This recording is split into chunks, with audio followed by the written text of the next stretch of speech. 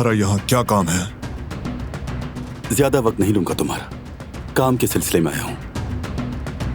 चाहता हूं कि दिलान साहिबा दोबारा काम पर आए।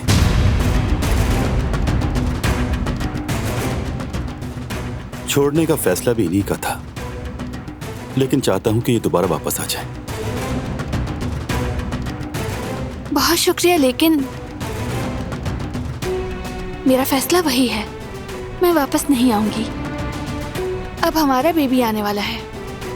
मुझे काम की जरूरत नहीं। बेबी? वाह भाई, मुबारक हो।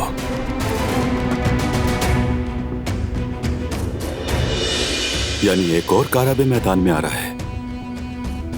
सच कहूं तो तुम्हारा हमारे साथ ना होने का अफसोस हुआ, लेकिन ये बच्चे वाली खबर ने उस अफसोस को भी मिटा दिया। मैं अब और वक्त नहीं लूंगा तुम्हारा।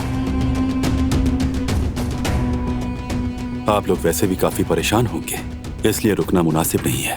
और वैसे भी दोबारा मुलाकात तो हो ही जाएगी आप लोगों।